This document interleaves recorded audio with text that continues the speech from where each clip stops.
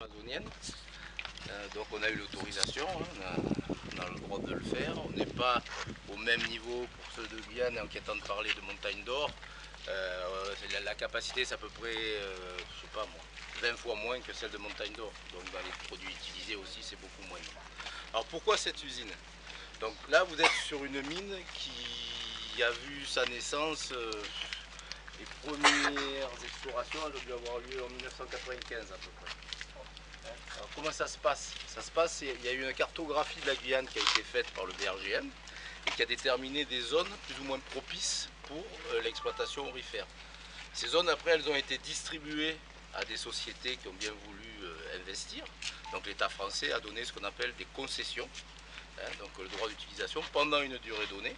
Et pendant cette durée-là, qu'est-ce qu'on a fait? On a fait une phase d'exploration, parce que c'est la première chose qu'il fait. On n'arrive pas, puis on va creuser n'importe où. Hein, on commence d'abord par faire soit de la radiofréquence, par laquelle, par résonance, on sait ce qu'il y a, reconnaître les géologues surtout, comme Valentin par exemple, quelle est la constitution du sol, et savoir s'il y a de l'or ou des indicateurs comme quoi il y a de l'or. Et à partir de là, donc ça c'est la première phase. Une fois qu'on a fait ça, donc on limite la phase du gisement, et là on va faire quelques prélèvements, c'est pareil. Sur ces prélèvements, on va faire une analyse, et de la même façon, on va savoir s'il y a de l'or ou des indicateurs qui laissent à penser qu'il y a de l'or. Et donc on resserre encore la maille, et là on fait des forages. Et là on a une indication très précise, les géologues savent à partir des carottes de forage déterminer le modèle géologique, et là on dit ben voilà, donc on a un pit, ce qu'on appelle un pit. Donc si vous avez vu les montagnes qui sont un peu pelées là à droite à gauche, donc c'est là où il a été déterminé qu'il y avait des teneurs en or suffisantes pour qu'on mette en exploitation. L'exploitation ici sur ce site de Dieu merci, elle a démarré en 2004. Et en 2004, il n'y avait que l'exploitation gravimétrique. L'exploitation gravimétrique, ça consistait quoi?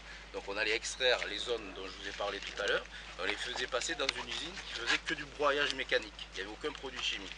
Donc c'est-à-dire qu'on broyait le plus finement possible le minerai ou les blocs de roche, et ensuite sur une table vibrante, hein, on extrayait l'or qui avait été libéré. Et le reste, on le rejetait. Et donc tous les gros tas que vous avez vus là-bas, c'est ces rejets. Et là-dedans, comme le taux d'efficacité d'une usine gravimétrique, ça ne dépasse pas 35%, il reste 65% d'or. Donc quand on a eu, comment dirais-je, exploité une bonne partie, on s'est dit qu'allons-nous faire? Donc on a dit on stop. Donc ça fait 1 an et demi qu'on a arrêté toute activité. On a la chance d'être coté en bourse, donc on a pu faire des levées d'argent qui nous permettent de construire une usine chimique. Et cette usine chimique va nous permettre de récupérer les 65% d'or qui restent dans tous ces rejets qui sont là-bas. Et rien qu'avec ça, on a pour 2 ans et demi, sans aller faire un trou supplémentaire ou que ce soit, rien qu'en reprenant ce qui est là, vous avez vu sur la colline au Gros Verret quand on part, ou dans les bassins attenants, rien qu'avec ça, on a 2 ans et demi d'exploitation, sans faire un seul trou. Voilà. Donc on a sous-traité ça, l'étude, parce que l'industrie minière en France, elle est un peu pauvre, à une usine sud-africaine qui nous a fait l'étude, et là, qui supervise, aujourd'hui, il y a une équipe de 6 personnes qui supervise le montage, et 30 à 35 personnes d'une entreprise locale, donc qui fait la main d'œuvre pour la soudure, le tuyautage et tout ça, plus l'équipe d'Eau Plata, hein, qui assure le lien donc, entre moi, entre eux, pour que tout se passe bien. Voilà. Et donc là, vous avez l'entrée, le minerai, il va rentrer là-bas, où il y a la plus grosse cuve bleue, et ensuite il va passer. Ici, il va y avoir 8 cuves à l'identique, donc qui vont être beaucoup plus hautes dans le futur. Là-dedans, c'est là-dedans qu'on va le traiter par cyanure. Alors, il ne faut pas avoir peur du cyanure, parce que le cyanure, il va arriver en palette totalement inoffensive, et la préparation de cyanure qui va servir à extraire l'or, elle va être faite sur place. Donc il n'y aura jamais rien qui sortira de cette enceinte, qui pourra aller dans la nature.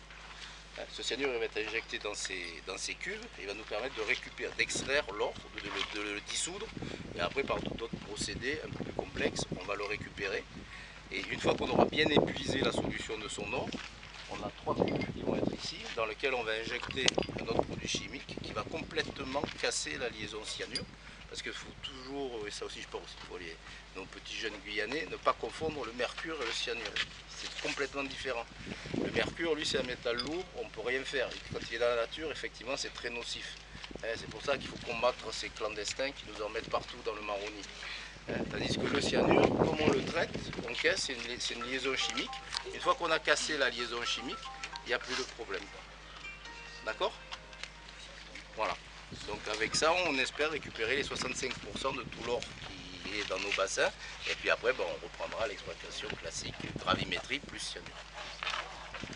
Et on a en projet donc de faire la même usine, ça serait un copier-coller sur le site de Yaou, qui est donc à 15 km de Maripasoula. Voilà, très loin. Merci. Voilà. Merci pour ces explications.